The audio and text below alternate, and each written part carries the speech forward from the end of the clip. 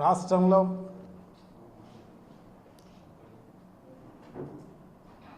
ప్రజాస్వామ్యం లేదు. రాష్ట్రంలో ప్రజాస్వామ్యాన్ని ఖూనీ చేస్తూ ఈ దాదాపు 1 సంవత్సరం 10 నెలల కాలంలో తెలుగుదేశం పార్టీ కూటమి ప్రభుత్వం విచ్చలవిడిగా ఏమవుతుందిలే అని చెప్పేసి మమ్మల్ని ఏం చేస్తారులే అన్నట్టు ప్రభుత్వంలో ఉన్నాం కదా ఏమైనా చేసేయవచ్చు అని చెప్పేసి విచ్చలవిడిగా దుర్మార్గంగా ఇంత దారుణంగా ఎప్పుడూ లేదు. స్వాతంత్రం వచ్చి ఇన్నేళ్ళు అయిపోయింది. ఇన్నేళ్లలో ఎప్పుడు లేని పరిస్థితి ఇది. ఏ రాష్ట్రంలోనూ లేని పరిస్థితి. ఇంత దుర్మార్గం. క్వశ్చన్ చేసిన వాళ్ళను తన ప్రభుత్వాన్ని ప్రభుత్వంలో జరుగుతున్న లోపాలను ఎవరైతే క్వశ్చన్ చేస్తారో వాళ్ళని టార్గెట్ చేస్తూ వాళ్ళ ఇంటి పైన పడి వాళ్ళపైన దుర్మార్గంగా దాడి చేపించే కార్యక్రమం, పెట్రోల్ బాంబులతో వేపించే కార్యక్రమం, ఇంత దుర్మార్గంగా ఇంత విచ్చలవిడిగా నిజంగా కూడా ఎప్పుడు చూసిన్నారు. ప్రజలు కూడా ఎప్పుడు చూసిన్నారు. చంద్రబాబు నాయుడు గారు గతంలో 3 సార్లు అయిన ముఖ్యమంత్రిగా ఉన్నాడు. అప్పుడు కూడా లేని సంస్కృతి ఈరోజు రాష్ట్రంలో ఉన్న పరిస్థితి. అంటే సామాన్య మానవులు బ్రతికే పరిస్థితే లేని పరిస్థితి కనబడుతోంది.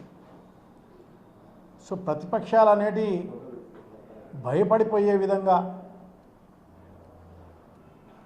వాళ్ళందరినీ కూడా ఇంత దుర్మార్గంగా చేస్తున్న పరిస్థితి గతంలో ఎప్పుడు లేని పరిస్థితి. సో కొత్త సంస్కృతిని తెలుగుదేశం పార్టీ కూటమి ప్రభుత్వం అమలు చేస్తున్న పరిస్థితి మనం చూస్తున్నాం. గతంలో అంబేద్కర్ రాజ్యాంగం ప్రకారం ప్రభుత్వాలు జరిగిన పరిస్థితి. సో ఇప్పుడు రెడ్ బుక్ రాజ్యాంగం అని చెప్పేసి జరుగుతున్న ఇంత దుర్మార్గమైన దీనికి తప్పకుండా ప్రజాస్వామ్యవాదులందరూ కూడా ఖండించాల్సిన అవసరం తప్పకుండా ఉంది. మాజీ ఎమ్మెల్యేలను, చిన్న స్థాయి వాళ్ళను కూడా కాదు, మాజీ ఎమ్మెల్యేలను వాళ్ళపైన దాడి చేయడమే కాకుండా మాజీ మంత్రులు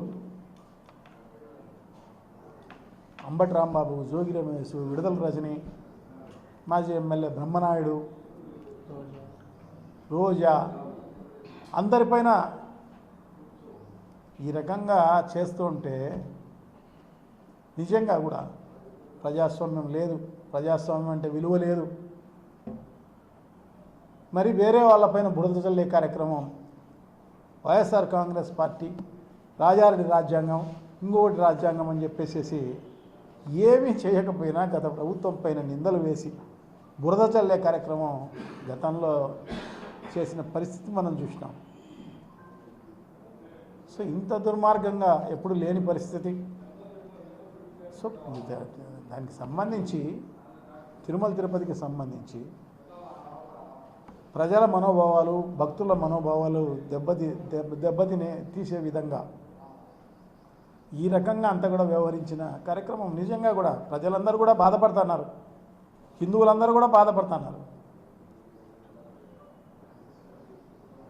వాళ్ళ మనోభావాలన్నీ కూడా దెబ్బతినే కార్యక్రమంలో భాగంగా చంద్రబాబు నాయుడు గారు ఆయన ముఖ్యమంత్రిగా ప్రమాణ స్వీకారం చేసిన మొదటిసారి టీటీడీకి తిరుమలకు వచ్చి ఈ రకంగా అభియోగాలు చేసి ఆ అభియోగాలను ప్రూవ్ చేసి అందరినీ కూడా లోపల జైల్లో వేసేయాలా, వాళ్ళందరిపైన కక్ష సాధింపుగా చేసే కార్యక్రమం అంతా కూడా చేయాలన్న ఉద్దేశంతో ఈ రకంగా ప్రచారం చేసే కార్యక్రమం చేయడం జరిగింది.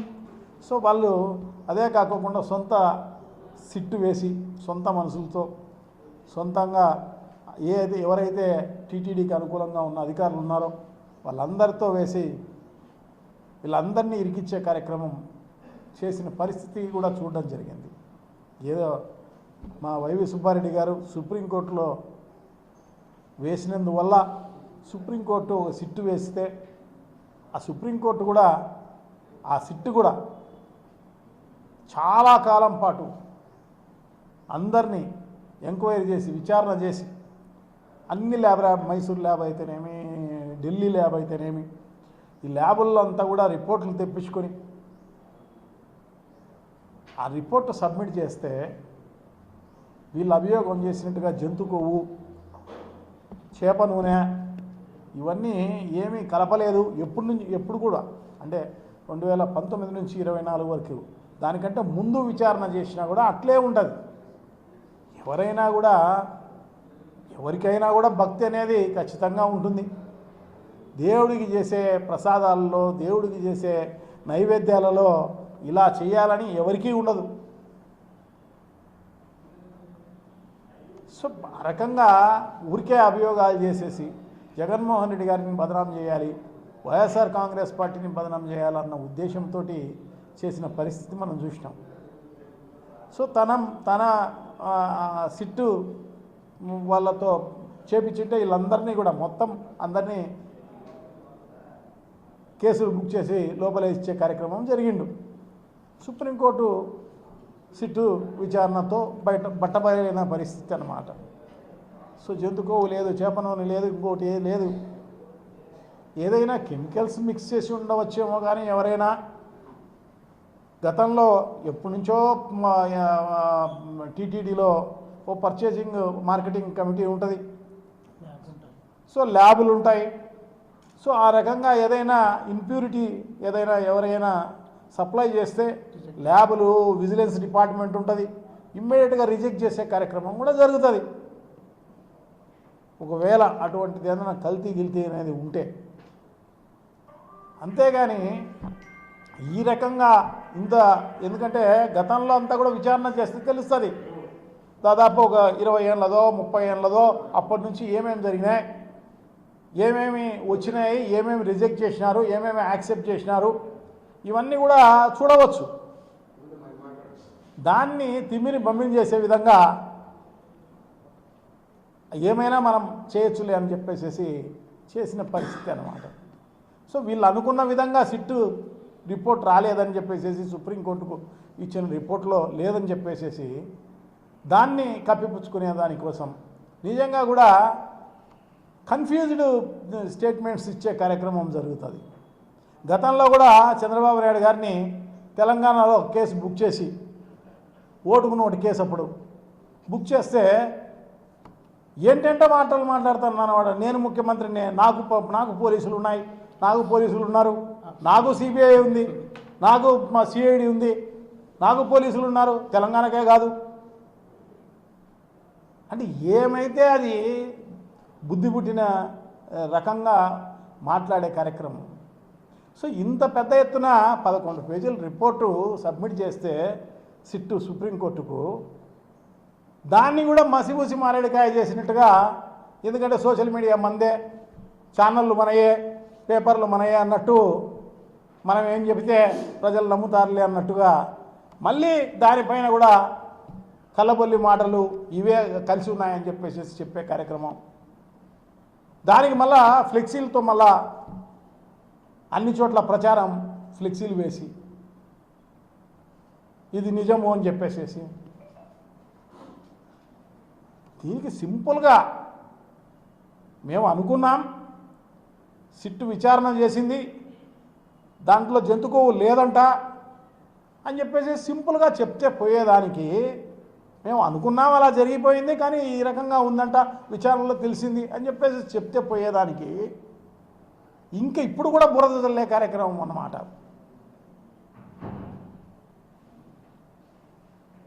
చాలా దారుణం, చాలా దుర్మార్గం.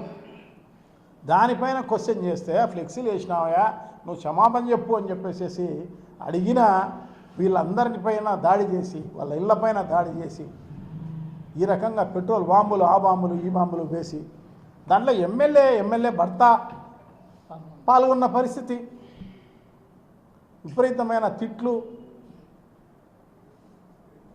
ఇంట్లో ఉండేటి అన్నీ కూడా లోపల దూరి దుమ్మి చేసే కార్యక్రమం అంతా కూడా చేసిన పరిస్థితి చూస్తుంటే, ఆ విజువల్స్ చూస్తుంటే ఇది ఏంటి, ఈ ప్రభుత్వం ఉందా లేకుంటే లేదా, శాంతి భద్రతలు అనేటివి ఉన్నాయా, ఎవరికైనా అనిపిస్తుంది. నిస్సిగ్గుగా ఎవరైతే ఏమైతే అనుకొని వెళ్ళండి అని చెప్పేసి నిస్సిగ్గుగా, ఎందుకంటే దీన్ని డైవర్ట్ చేయాలన్న ఉద్దేశం అన్నమాట. సో దాంట్లో భాగంగా ఎంపిక చేసుకున్న వాళ్ళ ఇంటిపైకి పోయి దాడి చేసే కార్యక్రమం అంతా కూడా చేసిన పరిస్థితి అన్నమాట. వాళ్ళ కేసులు కూడా ఎవరు నామకే వాస్తే వాళ్ళపైన కేసులు బుక్ చేసేసి అప్పుడే పోలీస్ స్టేషన్ బయలు ఇచ్చేసేసి పంపించిన పరిస్థితి అన్నమాట. పెట్రోల్ బాంబులు వేస్తే, ఇంకోటి వేస్తే, ఇంత పెద్ద ఎత్తున వీడియోలు ఈ విధంగా ఇవన్నీ కూడా టీవీలలో ఇవన్నీ కూడా వచ్చిన పరిస్థితి చూస్తే, సో దాంట్లో బెయిల్ ఇచ్చి పంపించే కార్యక్రమం పోలీస్ స్టేషన్లోనే. ఇంత దుర్మార్గం ఖచ్చితంగా ప్రజాస్వామ్యవాదులందరూ కూడా ఖండించాల్సిన అవసరం తప్పకుండా ఉంది. సో తప్పకుండా ఇక్కడ మా ఎంపీలు కూడా డిమాండ్ చేసినట్టుగా ఖచ్చితంగా ఇక్కడ రాష్ట్రపతి పాలన రావాల్సిన అవసరం ఉంది. కేంద్ర ప్రభుత్వం ఇంటర్వ్యూన్ కావాల్సిన అవసరం తప్పకుండా ఉంది. రాష్ట్రపతి ఇంటర్వ్యూన్ కావాల్సిన అవసరం తప్పకుండా ఉంది. సో ఖచ్చితంగా రాష్ట్రపతి పాలన విధించాలి అని చెప్పేసి మేమైతే గట్టిగా డిమాండ్ చేస్తూ,